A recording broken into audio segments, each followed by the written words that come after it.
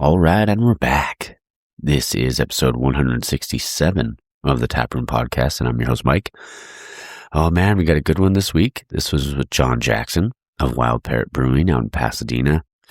And man, I had such a great time going out there, meeting John, connecting with him and, talking beer and everything, man. It was just such a cool time. And it's really cool, how, because obviously it's in Pasadena, and we were at one point we were just talking about the history of Pasadena and, with everything that Altadena went through, last year, my dad, living there and stuff like that. It was just really cool to see how obviously close knit the community is. So I just had a great time. So John, I just want to say thank you, man. Thank you for letting me come down and, bend your ear for a little bit, talk with you and all of that. And it was such a cool, some really cool stories. And obviously they have a rotating tap, right? Rotating taps, right? The menu all the time. So it's always new beers, right? No cores.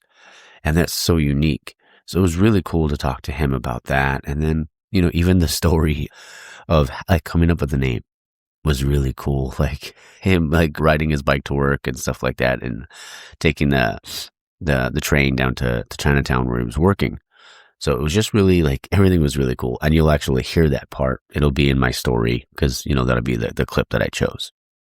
But yeah, I just want to say again, thank you, John. I appreciate it. What else we got this week? Yesterday with WrestleMania did start. Before we jump into that though, I do wanted to acknowledge this last couple of weeks when it comes to downloads and plays and stuff like that for the show, that it's just been booming in other countries. Wildly booming. I was kind of, not that I was surprised or anything. I always get a lot of great feedback, which even last week's episode, the roundtable, I've gotten a tremendous amount of feedback. People tell me how much they love the episode. So thank you. I'm always appreciative, but yeah, there's been just an outpouring of downloads. It's wild. Yeah. I was just looking at it. Obviously Singapore has been one of the, usually the big ones out of the country are Canada, Germany, stuff like that, Spain. But lately, yeah, Singapore, I know I mentioned that before, has been wild.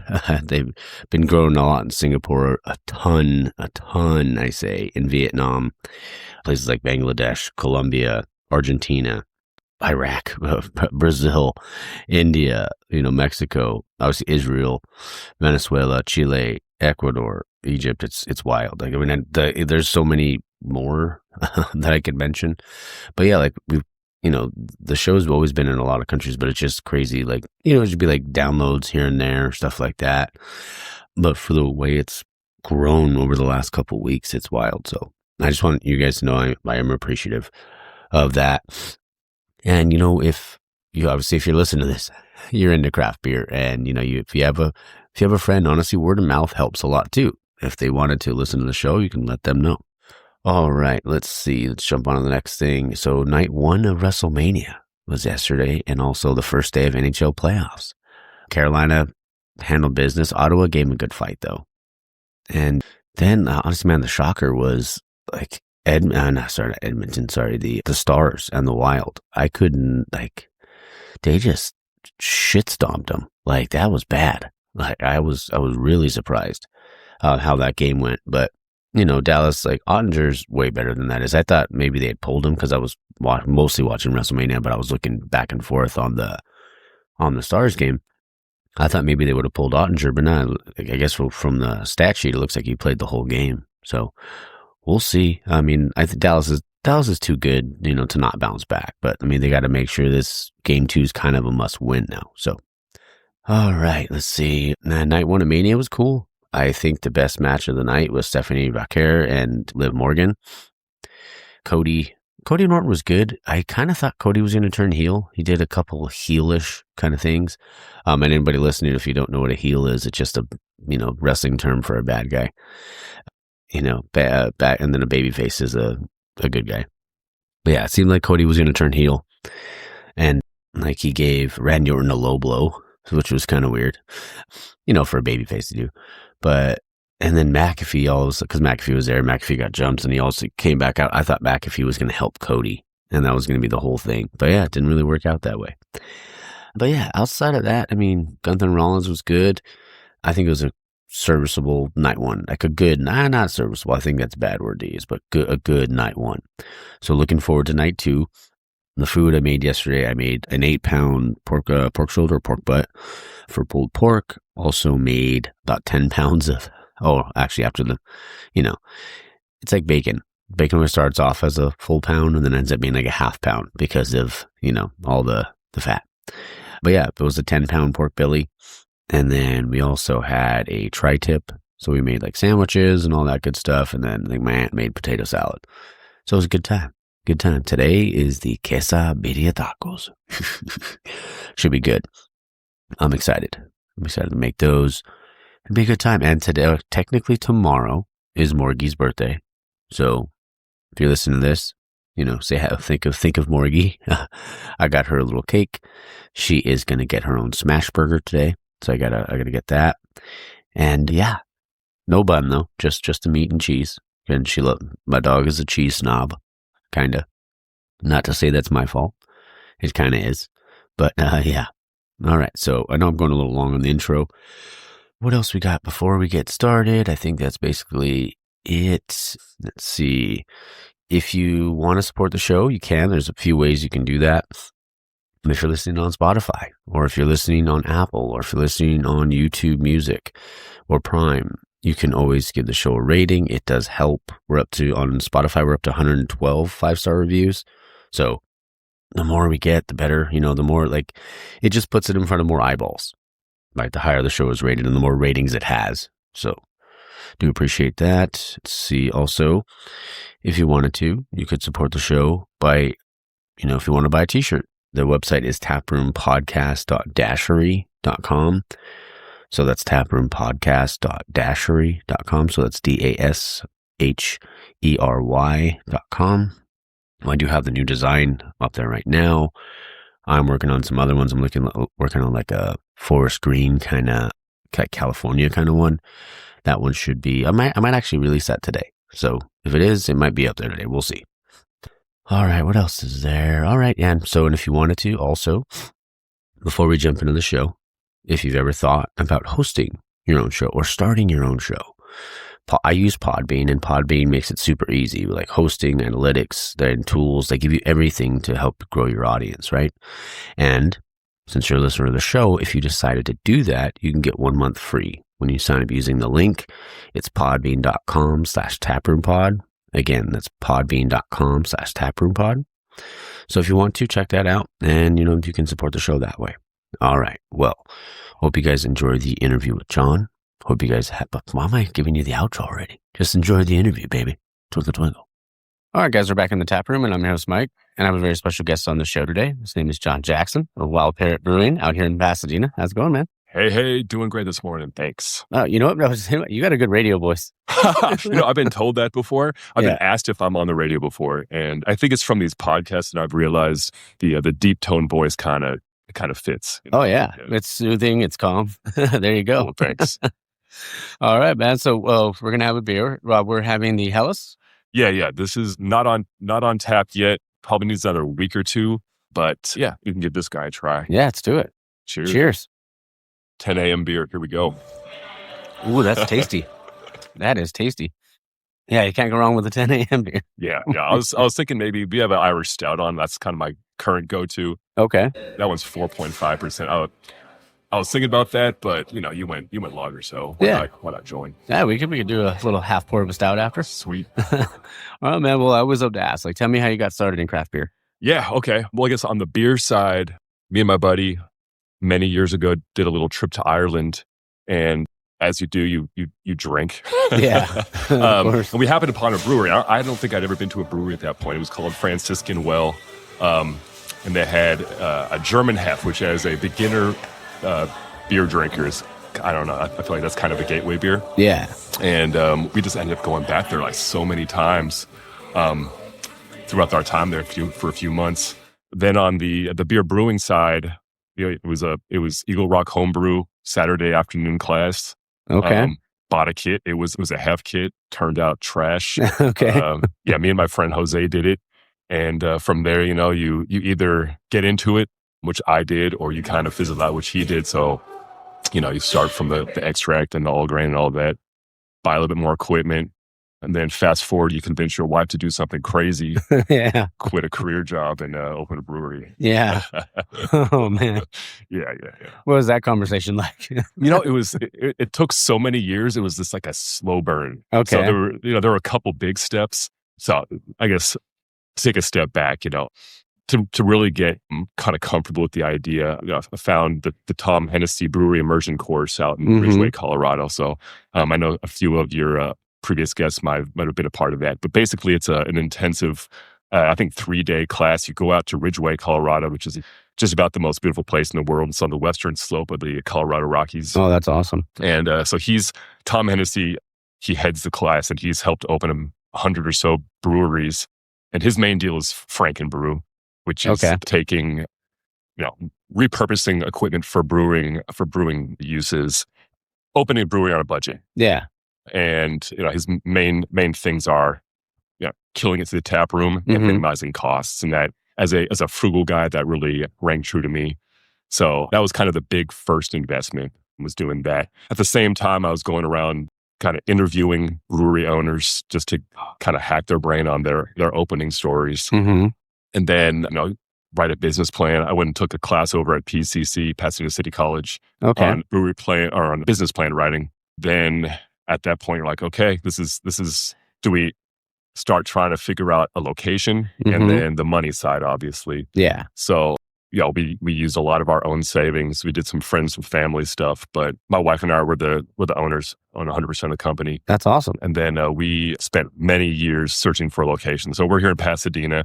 We lived here for about 15 years now. We wanted to open a spot in this area. Yeah. Because the kind of the genesis of the vibe we have here is street parties we used to have. So take our kegerator, wheel it out to the street. We'd shut down the street on Memorial Day. Kids are playing in the street, and the parents are all kicking around the kegerator. Yeah. Nice. So we wanted to create that vibe around here, and real estate's tough to acquire. Of course, We're renting, obviously, but so many years of that. I remember taking my daughter and her stroller around locations.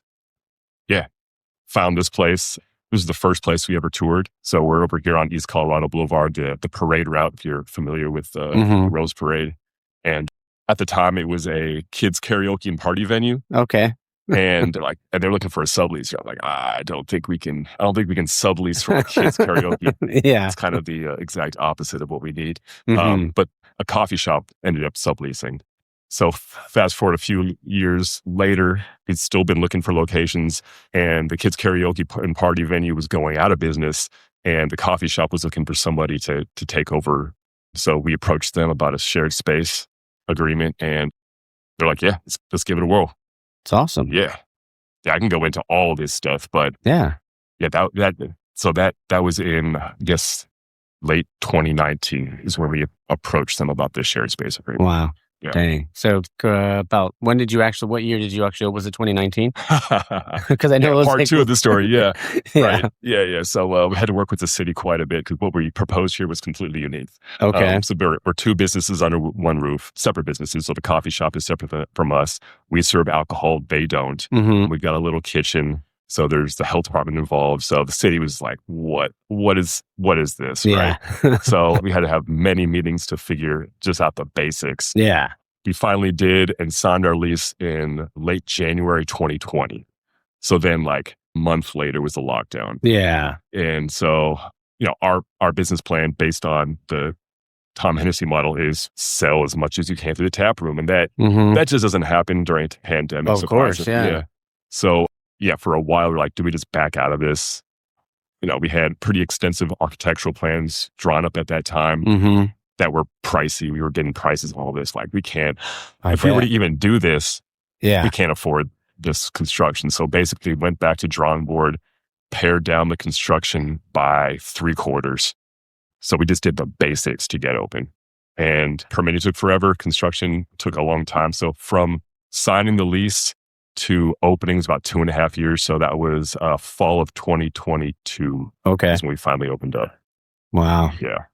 And what was because having two businesses under the same roof, because I'm sure the coding for everything, all that I'm sure that was a pain in the ass. Yeah, it ended up being like the stupid small stuff that hung everything up, like the bathrooms, Mm, parking and bathrooms. Like yeah. drove way too much decision making on the city level. Getting like the ABC permit was super easy compared to Yeah. that. Oh man. But hey, congrats though. I mean, so you opened in 2022 Yeah. now for 4 years rolling? Yeah, like 3.5 years, 3.5, dude. yeah. It's both forever ago and yesterday, you know? Yeah. I'm sure that the whole process was like it feels like so long ago, but then probably almost like yesterday too at some point at some points. Yeah, a lot of those wounds from that time are still like wide open. Mm-hmm. When people ask about, future plans, and like, man, the opening is still so raw. It's tough to Yeah. imagine going through that again. Oh, I bet. Yeah. No, but man, I love the vibe in here too. I mean, like everything, the way it's all like the layout and everything, the bar top, I love like those tiles and everything. That's awesome. Thanks. Yeah. I mean, Yeah. it's a lot of it was we did it ourselves. Like I picked these tiles out, picked out the bar top you're seeing. Yeah. The lights that are overhead, I strung those with my kids. Wow. Yeah, a lot of this stuff got from auctions from brewers that were closing down. So Mm-hmm. yeah, like we said, we did it as budget friendly as possible to get open. Yeah. It's awesome, man. Well, congrats. Cool. Thanks. So I was curious about the name. Yeah. So where'd the name come from? Yeah, man. So in my life prior to this, I commuted down to Chinatown on what's was called the Gold Line back then. It's got some other name now. Anyway, Yeah. the Metro Light Rail from Pasadena to downtown LA. I Mm-hmm. would ride my bike from home to the train station, and somebody stole my bike one day. So I started walking to the train station, and I was thinking of what the heck brewery name are we going to come up with? I knew I wanted something local that resonated with people from the area. And at like whatever it was, 7:30 in the morning, my parents are just going crazy out here. And so I was like, oh, well, this is quite obvious. So yeah, it was from my bike getting stolen. Oh, okay. Yeah, I would always see the Wild Parrots, and because I used to live in Whittier, so they're so loud. Yeah, but yeah, you would know that they were there. yeah. I mean, apparently they're everywhere. Yeah, down in Long Beach, Orange County, up in Northern California. So they are they're not obviously Pasadena specific, but they are prominent here as well. Yeah. Oh man, yeah. They're sometimes they would be an alarm clock. So for sure, dude. Yeah. Oh, but that's cool though, man. And I love the logo. I love the aesthetic of the place. It's awesome. Cool. What are some of your? I'm always curious, like when talking to a brewer, like what are some of your favorite hops? Like favorite hops, yeah. See, I mean, I'm a basic bitch in many ways. I like me some Mosaic. Oh, I love a good Mosaic. Yeah. I mean, yeah, Crush is great. Yeah. I like, I mean, my favorite styles of beer are kind of like pale German lagers. So a lot of the double, I mean, Satz or Satz or however you want to pronounce it. Yeah. SAAZ is bomb. So yeah, I mean, I kind of like playing with those a little bit more honestly than the fruitier tropical American hops, just because the subtleness. Yeah. Oh, that's great. Yeah, I love. Do you like single hop beers? Yeah, we only have done that I think once here. Okay. So like recently, Yakima Chief did their Cryo Fresh series. I don't know if you're familiar with that. Mm-hmm. Yeah, so I snagged some of the Cryo Fresh Mosaic and some of the Cryo Fresh Simcoe. So like 2 IPAs ago, we did a single hop with the Cryo Fresh Mosaic and Mosaic. I think we did some Abstracts Mosaic in there. Anyway, it was a bunch of different Mosaic. Yeah. Oh, I bet that was delicious. I liked it. Yeah. Yeah. I mean, what you learn though is what you like isn't necessarily what everyone else likes. So that one did well, but like our current West Coast people seem to like more. Okay. Yeah. Yeah. Because you always say like you make one for you and then 5 for them. Kind of thing. Yeah. That's, I mean, so our beers here are essentially all one-offs. So there are a couple that we'll bring back maybe on a yearly basis. Yeah. But none of our hoppy beers have ever been repeated. Well, I'm looking at our menu right now as we're speaking. Yeah. So one beer on our menu right now I've done before. But what I tell people essentially is that if you come in here now and you come in here in 6 months, we'll have a full different menu of beers. Okay. Yeah. Love that, man. I mean, quick turnaround. I mean, that's, and people like, they like, oh, you got a new one on tap. I got to go try that kind of thing. Totally. It's an expectation now for sure. Yeah. But it's also what keeps things fun, honestly. Like the menu philosophy that I've got basically is we've got some kind of pale lager sometimes too, some kind of amberish beer. Right now it's a brown ale, some kind of dark beer, Right now it's a Irish stout. Before that, we had a Schwartz beer on. Then we kind of got our wild card beard. So we have a sour, which we like to keep a sour on, but they're usually kind of heavily fruited sours. Mm-hmm. Customers kind of, Yeah. when they say sour beer, They gravitate they mean towards like, those. yeah, they mean like tart with some fruit. Yeah. We're hearing. There's a beer I completely made up called Pacific Sparkling Lager on right now, which is a smash together of a Australian sparkling ale. So using British pale malts, a little bit of Caribbean, and then some hops from a Pacific pale ale. Dang. Threw those together. And we always supposed to have a West Coast on, a hazy on, and then another style that we can talk a little bit about, which we call a super lager, essentially a 10+% lager. Dang. For the homebrewers out there, you probably know Drew Beecham. He's written a bunch of books. He's got his own podcast. Anyway, he lives literally across the street. Like I can see his house from here. Yeah. He comes in here pretty frequently. So we did a beer with him. Yeah. Based on Semi-Claus, which is like it was the highest alcohol beer in the world for a while. It's like a 14% lager. So yeah. Wow. We did one of those, and now we're on our third. Well, we've done super lager, and this one is a kind of a chocolate version. So there's a chocolatier down the road that we got some husks and nibs from, and threw those in the beer. So that's our current high ABV beer. Okay. Dang. It's a diverse menu, man. Yeah. I love that. Yeah. I thought like when I go to a brewery, I like to see like a wide range of stuff. So you can see, Because there's something for everybody. Yeah, totally. And so, I mean, like looking at like having that diverse of a menu, what's the like, and this wasn't something I had on there, just kind of came to me. It's like, what's like maybe like an underrated beer, like a beer that you feel like is underrated, doesn't get enough credit? Yeah, I mean, I'd say definitely dark beers. Yeah. As a like overall class. Like right now we got the brown ale and the Irish stout on. But when we had the Schwartz beer, we had a red on before this. We had a rye red lager. Anything, I think malt-driven dark beers, highly underrated. Yeah. Oh, especially sure. like lower alcohol. So I should say, like keep that in like the 5s. I'm there. Yeah. Yeah. Oh yeah, for sure. I love like a good brown ale and stuff like that. It just, you don't see them on menus. Never see them. Yeah. Yeah. Like for that beer, I like a lot of these decisions of like, basically I go somewhere and I try a beer. I'm like, oh snap, that's delicious. Let's put that on. So there was a pizza place around here, Settebello. They had the Tarantula Hill brown ale on. I was like, oh yeah, bomb. Let's try ourselves a brown ale. So a couple months later, bring one of those up and see what happens. There you go. Yeah, I love that. And do you ever like submit to GABF or California Brewers Cup or anything like that? So the problem with having a constantly rotating menu is kind of like don't know. Anyway, that being said, I did throw our last high ABV lager, which was like a slightly smoked Imperial Schwartz beer. Okay. And then this new one, the cocoa beer. Yeah. I threw those in the World Beer Cup just to see what happens. Honestly, like I heard you get feedback. I just want to see what they say. Yeah. No, that's great. I mean, because you can still like, like hopefully it's like, good. I mean, I'm sure it's good notes. Like they'll give you good notes and stuff. Yeah. But I feel like sometimes like it could depend on the day, right? The day that those judges are having and stuff like that. So for real, yeah. You have a beer one day and the same beer another day, and they're completely different, even if they're technically the same. Yeah, and I would say it's a packaging contest. For sure, I've heard the same. That it makes me a little nervous. Yeah. Oh, I'm sure it's going to be great. So you talked about that first beer you ever did was a hef. Like, what was like? It wasn't very good. Yeah. But what was like the first homebrew that you did? You're like, dang, like I'm onto something here. Man, I'm my own worst critic. Yeah. So my buddy Doug loves Coors Light. Okay. So I did a beer called Doug Light.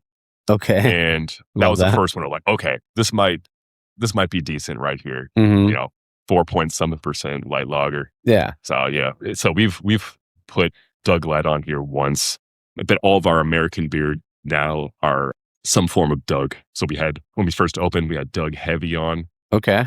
Doug Heavy. Yeah, that's awesome. That was a mistake. That was our second beer we ever made, and like way overshot the gravity. So it was a 6% American lager. Oh, people liked it. That was like one of the beers that, like, when you first open, a bunch of brewers come through and they wanted this. Like, of course, yeah. And they were like, okay, Doug Heavy's legit. Yeah. So, but I was like, dude, that's a mistake. Yeah. They're like, you got to bring it back. Yeah. People still talking about Doug Heavy. Yeah.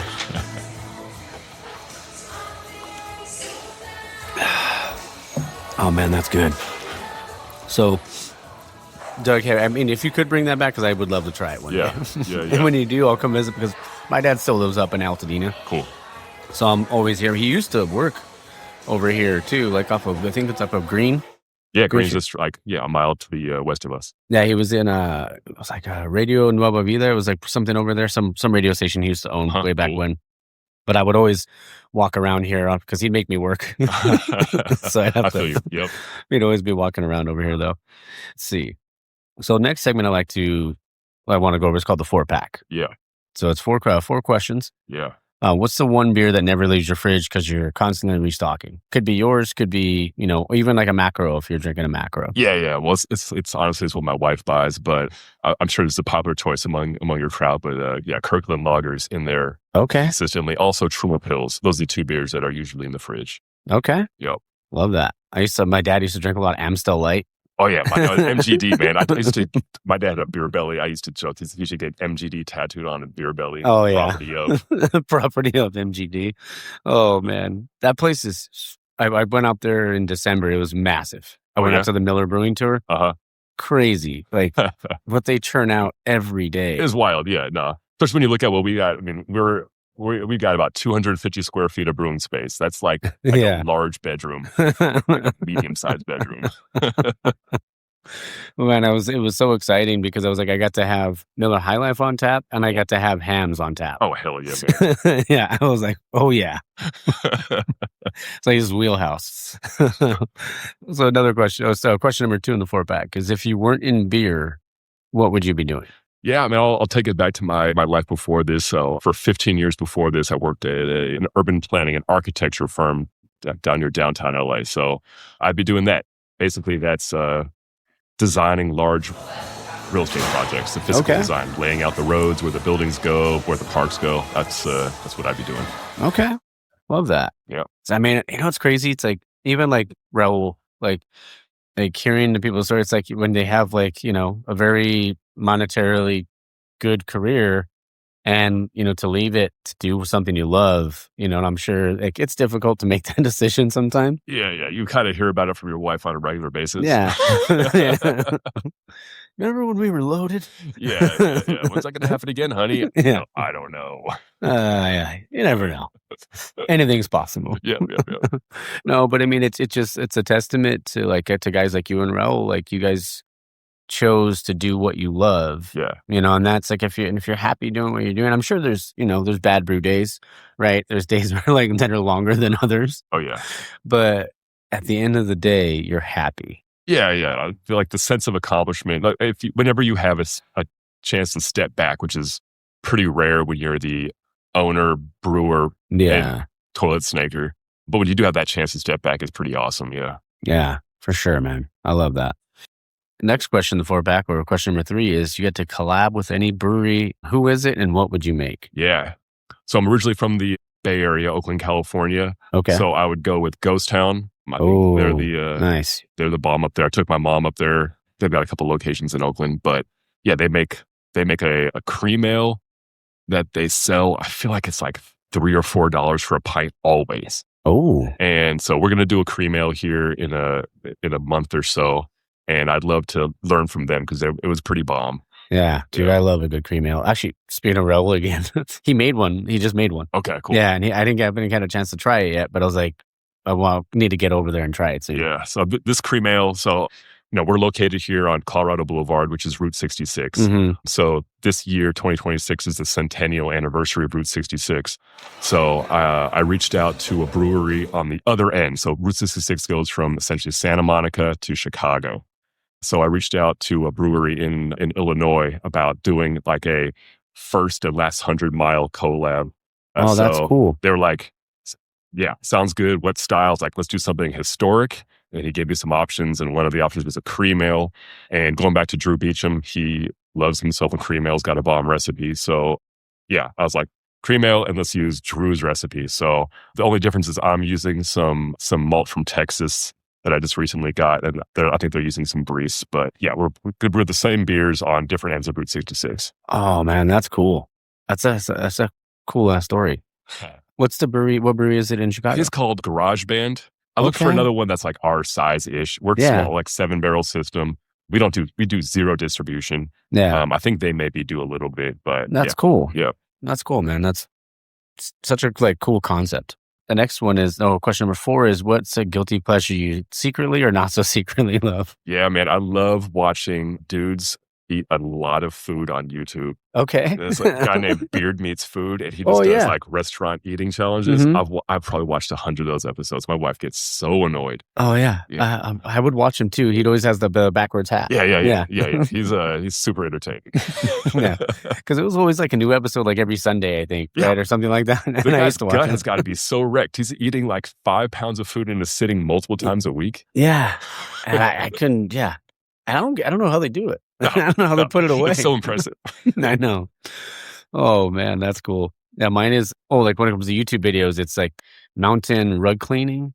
That the guy that like takes the dirtiest, filthiest rug you've ever seen and just cleans it and so it's pristine. YouTube does such a good job of just finding the weird ass shit that you don't realize you love. Oh yeah. Yeah. Watch dudes getting their shoes cleaned, dudes getting like straight edge straight razor shaves. Yeah. All that's just weird, man. Yeah. Dude, there's, and it's funny because once you it finds your algorithm kind of thing, and then it just starts like, here, try this, and then it's like, it's over. Oh, it's over. Yeah, they know you. Toast. Basically. Oh man, but I really love what you've built here, and especially being in Pasadena. It's always, Pasadena's had a special place in my heart, basically growing up here, but the incorporating local culture into the brewery, what's that been like for you? Yeah, I mean, as a neighborhood brewery, that's essentially what we're all about. So yeah, we do a ton of fundraisers, mostly focus on local public education. My wife's in public education, and our kids go to public schools, so we do a lot of fundraisers around that. And then also recently for the firefighters. So we have a yearly event called Neighbor Day. We've done it 3 times now. That's awesome. Should know that. Anyway, mayor comes here. We get all these bands. We raise a whole crap ton of money for that. And then we do a lot of other weird events. Like, for example, in a couple of weeks, we're doing a thing with Caltech here, which is just down the road, called Neuroscience on Tap. And they're going to bring 3 PhDs in neuroscience to do kind of approachable presentations on their work in neuroscience. So, yeah, I don't know how many breweries could pull something like that off, but our local population, we do have quite a few people from Caltech in this area. I think that'll do pretty well. That's awesome, man. Yeah. That's cool. Next one, this one's called situational beers. Yeah. So which one do you feel is best? And if there's another one that's not on the list and you feel it's better, then we can go with that too. Okay. So we have pool beer, shower beer, golf course beer, concert beer, or airport beer. All right, I'll go for one from your list, and I'm gonna go off list one. So I'm gonna go airport beer. Oh yeah. It's I'm putting this in the realm of you're going to the airport because you're going to go on a vacation or somewhere fun. For sure. And man, going to the airport, plopping down $18 for a pint of beer. It's the best $18 you're fucking spent, man. Yeah, it was you're just preparing for a good time, and then sometimes on the way home, getting a drink on the plane itself because you just need to repair yourself from a long weekend. Oh yeah. And then the off-menu items would be tailgate beer. Oh yeah, that's a great one. One of my favorite things in life is going to college football games. Me and my buddies go to a different one every year somewhere in the country. So we do tailgates all over the SEC and the Big Ten. And man, drinking 7 whatever local macro brews they have in a parking lot or in the forest before a football game. That's my heaven right there, man. Okay. Well, who's your team? Local SC. Okay, fight same. On. But in terms of football atmosphere, tailgates, Ole Miss brings it, dude. The Grove there, that's a unique experience. Football game experience itself. We went to the A&M LSU game 2 years ago, and that stadium's 100-something thousand people. Yeah, and that stadium was shaking. It was awesome. That's cool. And then running up to Nebraska, they also bring it pretty hard. Oh yeah, I bet. And I love college football. That's I love, don't get me wrong, I love pro football, but there's just something about college football. Totally, man. Yeah. The tailgating, the pageantry, all that. It's great. Oh, yeah. And I used to wake up, because my dad had season tickets before to USC. So we would go from, I think he had them from 98 till 2010 or something like that. Yeah. So it was in the getting into the good years. But yeah, it was waking up at 4 a.m, getting over there. Like I remember one year when SC played Ohio State when Sanchez was a quarterback. Yep, I was at that game. Yeah, maybe so was I. And we got there, like his game day was there. It was like 5 a.m, get in there, cracking that first beer. Yeah. Now I have like a couple pictures from when we first opened up. I brought a crowler to the SC tailgate, and that was like one of those I kind of did something cool moments, drinking my own beer at a SC tailgate. That's awesome. Yeah, I love that. Who's one of your favorite players of all time at SC? Oh man, I mean Reggie Bush. So I was at grad school during the Bush Liner era. Yeah. And God, like I was at the Fresno State game when he did that ridiculous move. Yeah. So yeah, Reggie Bush number one. Let's see here. I liked Matt Leinart. I like Bush more. Yeah. Receivers, God, Marquise Lee was so good. Oh yeah, he was great. Robert Woods was good in a different way. Juju, yeah, man. Yeah. So many good players, dude. Oh, for sure. Even like Mike Williams. Like Mike Williams is so good, and if he would have just came back that following year, I feel like it could have helped himself a little bit more. But Yeah. those teams were just awesome. Next one is a memorable brew day or fun brew day story, maybe a stuck mash story, whatever you got. Well, sweetie, I got a stuck mash like 2 days ago, and I bent the false bottom of my mash tun that I'm trying to smush down right now. Yeah. But no, I guess the most memorable, I used to listen to podcasts on headphones while working. Okay. And which sometimes means you're not paying 100% attention to what you're doing.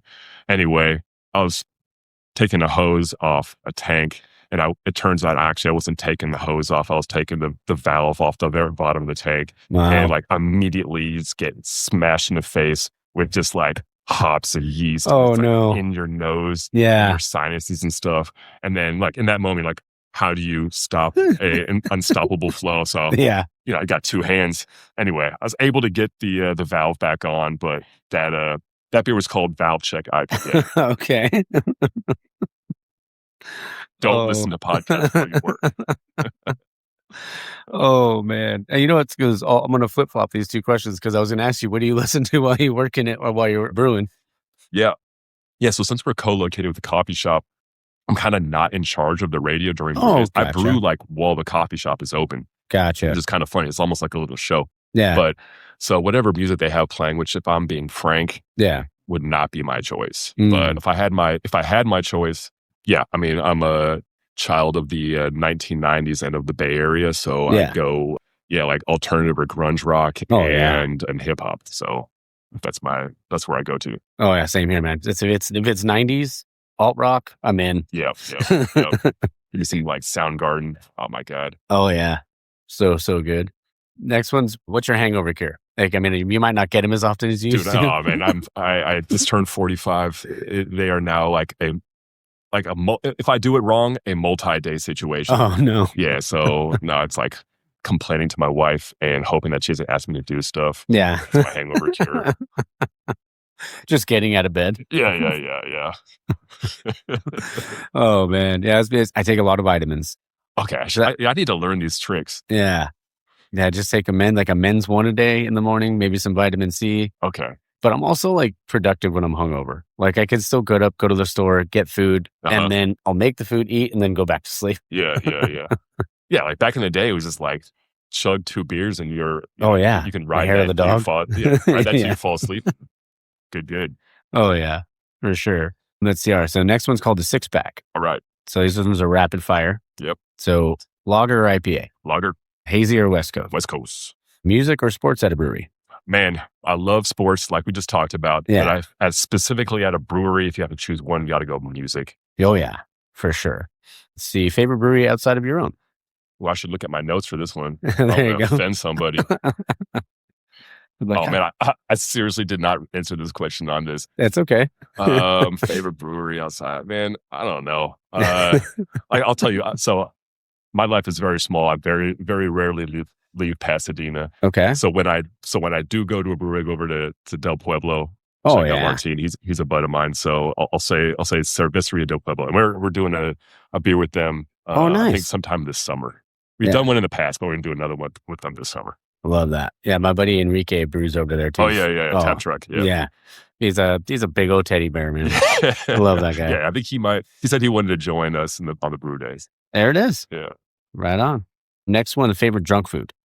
Oh man, Crunchwrap Supreme. Okay, and you can't go wrong with the little Taco Bell. Yeah, there's a problem is the Taco Bell that we've got around here, which is like 2 blocks away.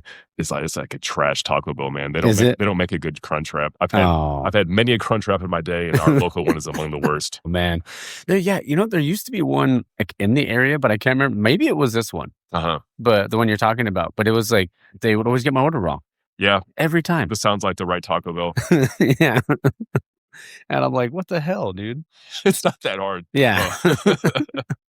I would always get back in the day, I'd get the double decker with no lettuce. Okay. Yeah. And every time I'd open that thing up, sucker, and with lettuce would be pouring out of it. It's like they put extra lettuce. I'm like, all right, then there we go. Yeah.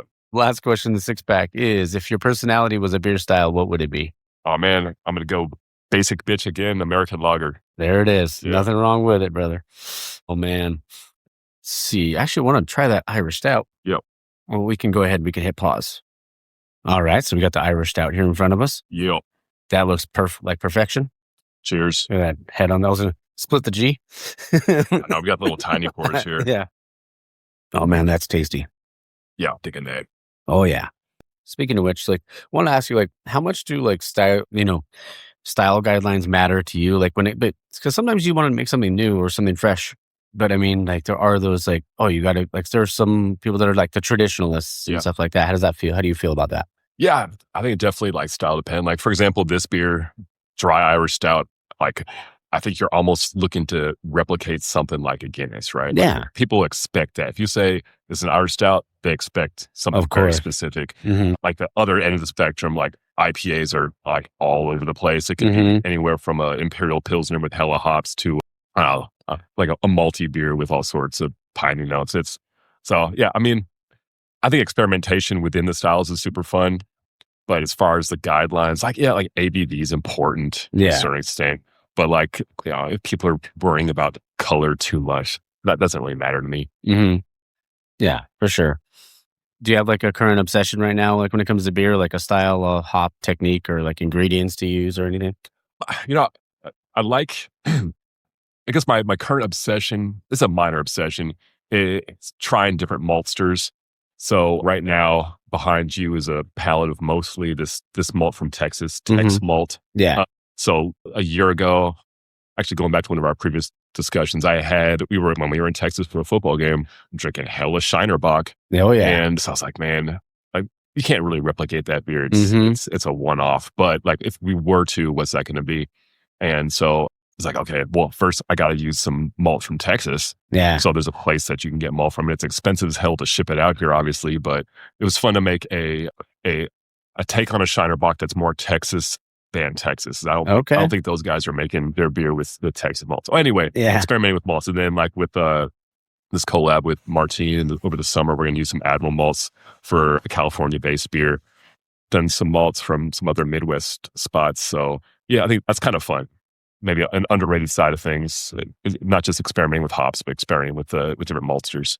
I love that. And it's because it's deconstructing a beer and then making it your own. Yeah. And then honestly, a lot of these beers, I don't know how they're going to turn out, dude.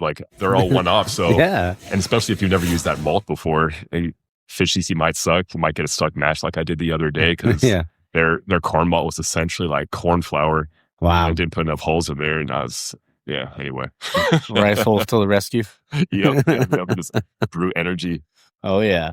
Next one is, you could have any pint with any historical figure, celebrity, or anything like that. Well, who would it be? Who are you having a beer with? Yeah, I'm going to keep it basic on this one. I think your grandparents growing up, when you're a kid, you don't ever get to fully pick their brains on cool stuff. Mm-hmm. So both my grandpas were World War II vets. One of them was a fighter pilot in the Pacific going off of aircraft carriers, doing way cooler stuff than me. So that's awesome. Picking his brain on what it was like to get launched off a aircraft carrier in the middle of the Pacific in a tin can of a plane. Yeah. That'd be pretty cool.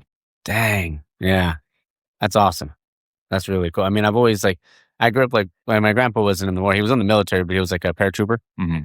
But he would he was constantly watching the History Channel. So it was like, that was like our one thing we did together was always, we did a bunch of other stuff, but like that was like our favorite thing to do together, sit down and watch the History Channel. Let's see, what's your Mount Rushmore breweries? And let's do beer styles too. Okay. All right. Mount Rushmore brewers. So I'm gonna go California across the board on this one. Okay. So obviously Russian River. Okay. I'm gonna go with Firestone. These are the OGs, right? The classics. Sierra Nevada, obviously. So being from Northern California, some of my first beers were the pale ale. Back when I thought it was gross, now it's bomb, obviously. Yeah. Palate's change. And then the newbie has got to be Highland Park. Oh yeah. Highland Park with everything they put out. Yeah, I mean, we're like, and obviously everything they come out, you're just like, could I make one beer as good as your worst beer? And they're like right where that stop is, right? That you would get off like across the street. For sure, yeah. When I started working there, they weren't there, and I was super juiced. You go down there for lunch sometimes. Yeah, man. I was actually on my birthday. I went down there, just grabbed a chicken sandwich and a couple of beers, read my book. Yeah, it was awesome, dude. It's so good. Like Timbo is just right. I mean everything, but I wish there's nothing. You try to describe their beer sometimes, and it's like, how do you describe? It's like banger after banger. Yeah. Like, how else do you describe it? Oh, exactly. And then you said in styles. Yeah. So German pills. Okay. Let's see here. I'm gonna go with a diverse menu, like our own menu. I'll go Schwarzbier, so 2 German beers. Love it. I do love a West Coast pill. So as a lager boy, and then you throw the hops on there. So I'm gonna go West Coast pills. Man, I can't go West Coast IPA on top of that, can I? I have to. Yeah. So, all right, there we go. So pills, Schwarzbier, West Coast pills, West Coast IPA. How about that? Those are awesome. Dude, I love a good Schwarzbier, man. And they just, and may the Schwartz be with you. Yeah.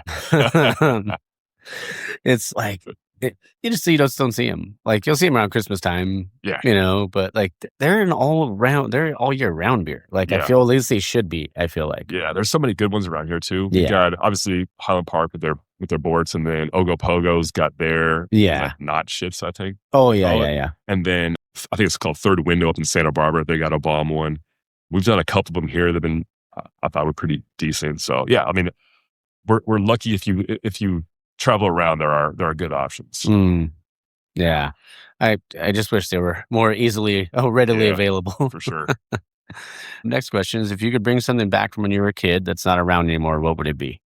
Yeah, man, I'd say being able to like walk to the movie theater, go into like this is a straight memory. Like, walk into the candy store, buy like a couple little piece of candy for like less than $1, take those in the movie theater, pay like $3 to get in the movie theater, walk home.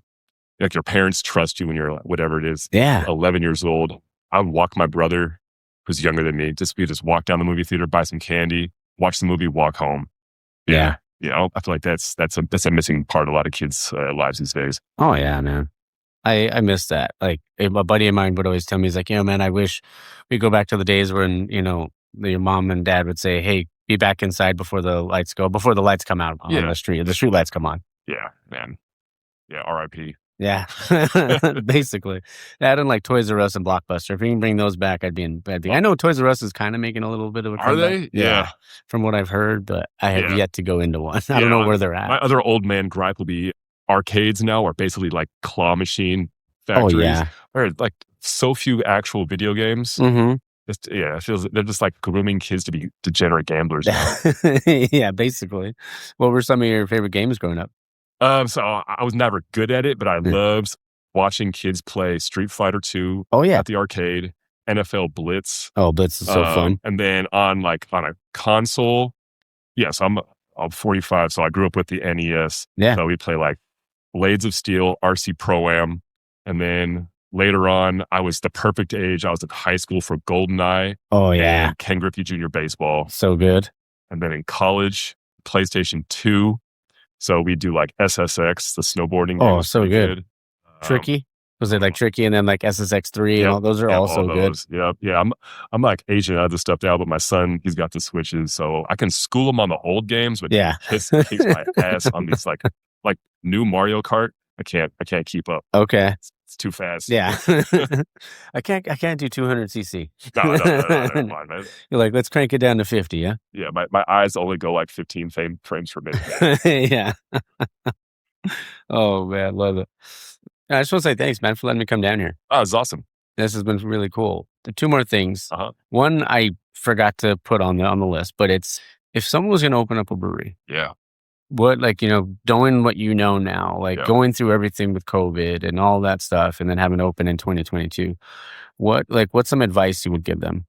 Yeah, I mean, I guess come up with your vision plan and stick to it. So like ours was kind of twofold. It was the killing at the tap room. So every decision we made from location to design was maximizing the area for people to sit, making an inviting atmosphere.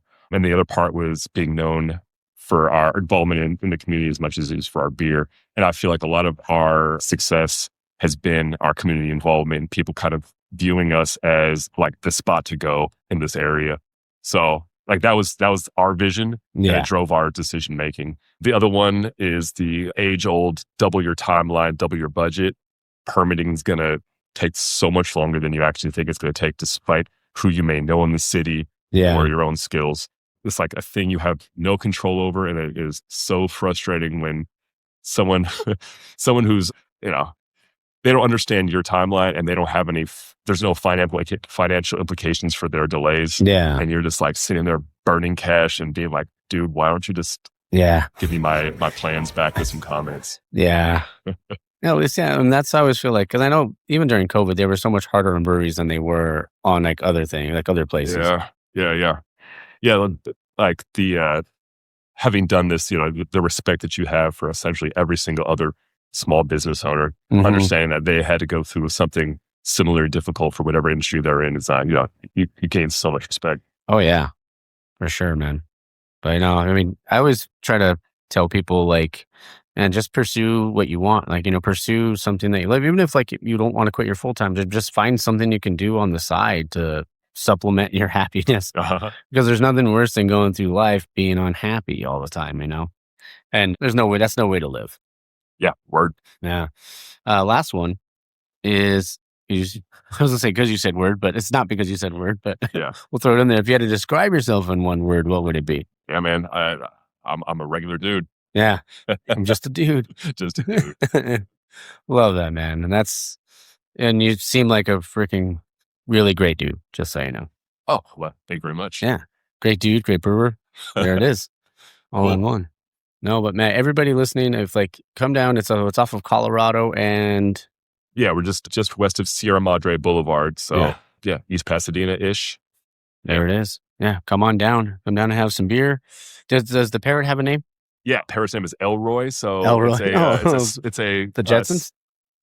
It is a Jetsons, but it's also smashing together my two kids' names. Oh, okay. Yeah. All right, like that. That's cool. Yeah, because the first thing I was his name is Elroy. Yep. Yeah. Yep. We got a little a costume, like a full on mascot costume.